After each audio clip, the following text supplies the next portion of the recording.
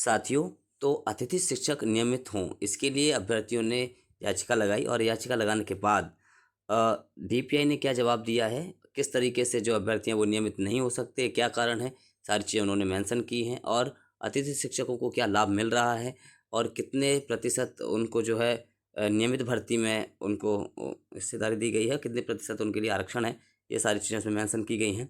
ठीक है, तो याचिकाकर्ता नाम लिखा हुआ है, आप देख सकते हैं। अ, अन्य द्वारा मध्य प्रदेश उच्च न्यायालय खंडपीठ जबलपुर में अतिथि शिक्षकों को नियमित करने के संबंध में प्रस्तुत की गई ठीक है याचिका में पारित निर्णय 29/1/2025 का ऑपरेटिव पैरा निम्नानुसार है। हम देखते हैं इसमें उन्होंने क्या कहा है डीपीआई ने। ठीक है, तो नंबर 2 पे 2 वाले पॉइंट पे पढ़ते हैं। उक्त निर्णय के अनुक्रम में याचिकाकर्ता द्वारा अभ्यावेदन प्रस्तुत किया गया है। याचिकाकर्ताओं द्वारा अपने अभ्यावेदन में यह उल्लेख किया गया है कि वे शिक्षक पात्रता परीक्षा उत्तीर्ण हैं तथा डीएड एवं बीएड प्रशिक्षित हैं एवं 3 वर्ष से लेकर 15 वर्षों तक लगातार अतिथि शिक्षक के रूप में पढ़ाने का अनुभव है। अन्य राज्यों में भी अतिथि शिक्षकों को नियमित किया गया। इस आधार पर याचिकाकर्ता ने नियमित करने की मांग की है। याचिकाकर्ता ने कहा है हमारे पास शिक्षक पात्रता परीक्षा उत्तीर्ण है, हमारे पास डीएड है, हमारे पास बीएड है, हमारे पास 3 साल से लेकर 15 वर्षों तक का अनुभव है। इस आधार पर जो है हमको अन्य राज्यों की तरह नियमित किया जाए। इसके बाद 3 पॉइंट पे देखते हैं फिर क्या क्या कहा गया है और 3.1 पॉइंट में देखते हैं कि क्या क्या कहा गया है। तो माननीय उच्च न्यायालय द्वारा पारित उक्त आदेश के अनुक्रम में याचिकाकर्ताओं के अभ्यावेदन का प्रचलित भर्ती नियम निर्देशों के अनुक्रम में परीक्षण किया गया। तथ्यात्मक स्थिति निम्नानुसार रही। ठीक है, और 3.1 में देखते हैं तो मध्य प्रदेश राज्य स्कूल शिक्षा सेवा शैक्षणिक भर्ती सेवा शर्त एवं भर्ती नियम 2018 एवं समय समय पर संशोधित नियम 1/12/2022 के अनुसार सीधी भर्ती से रिक्त पदों की पूर्ति हेतु निम्नानुसार प्रावधान है।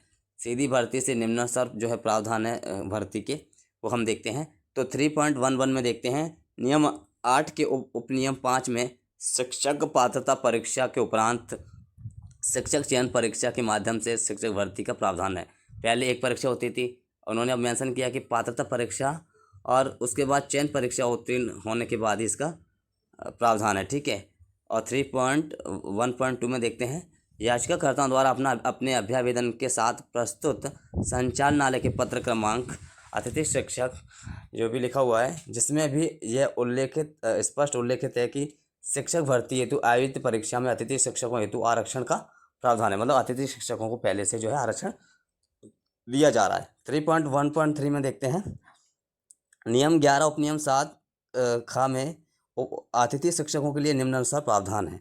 अब ये चीज़ें बहुत ज़्यादा इंपॉर्टेंट हैं जो इस कारण से नियमित नहीं किया जा रहा और उनके लिए जो है प्रावधान क्या क्या है ये सारी चीज़ें बताई गई हैं। तो शैक्षणिक संवर्ग अंतर्गत सीधी भर्ती के शिक्षकों के पदों के उपलब्ध रिक्तियों की 25% रिक्तियाँ अतिथि शिक्षकों के लिए आरक्षित की जाएंगी। इनके द्वारा न्यूनतम 3 शैक्षणिक सत्रों में एवं 200 दिवस मध्य प्रदेश शासन द्वारा संचालित शासकीय विद्यालयों में अतिथि शिक्षक के रूप में कार्य किया गया है। परंतु अतिथि शिक्षकों के लिए आरक्षित पदों की पूर्ति नहीं हो पाने की स्थिति में रिक्त रहे पदों की अन्य पात्रताधारी अभ्यर्थियों से भरा जाएगा।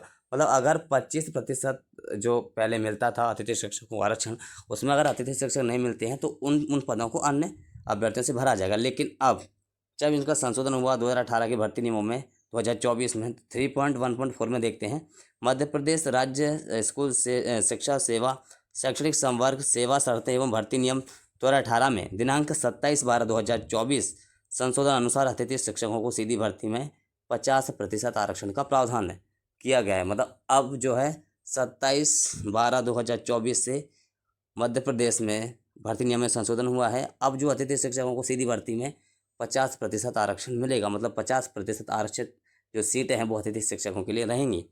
उक्त तथ्यों से 4 पॉइंट में देखते हैं। उक्त तथ्यों से स्पष्ट है कि अतिथि शिक्षकों को सीधे पात्रता परीक्षा के आधार पर नियमित किए जाने का कोई प्रावधान नहीं है या नियम नहीं है। अतिथि शिक्षकों के लिए 50% आरक्षण के आधार पर सीधी भर्ती के लिए विज्ञापित पदों में से प्रवर्गवार मेरिट क्रम में पात्रता अनुसार नियुक्त किए जाने का प्रावधान है। अतः उपरोक्त तथ्यों के आधार पर याचिकाकर्ताओं के अभ्यावेदन अमान्य कर प्रकरण निराकृत किया जाता है। शिल्पा गुप्ता, आयुक्त लोक शिक्षण मध्य प्रदेश। मतलब अतिथि शिक्षकों को नियमित नहीं किया जा सकता ये उन्होंने कारण है सारी चीज़ें सारी मेंशन कर दी हैं। और उन्होंने कहा है कि पहले जो है अतिथि शिक्षकों को 25% आरक्षण मिलता था, लेकिन भर्ती नियम 2018 में संशोधन किया गया 27/12/2024 को। अब जो है उनको 50% सीधी भर्ती में आरक्षण दिया जाएगा या मिलेगा। ठीक है, ये हो गया क्लियर। ठीक है साथ ही एक इन्फॉर्मेशन के तौर पे था और अतिथि शिक्षकों के लिए जानकारी थी तो मैंने उनको अवगत करा दी है। ठीक है, धन्यवाद। ज़रूर शेयर करें, सभी को बता दें, अवगत कराएं।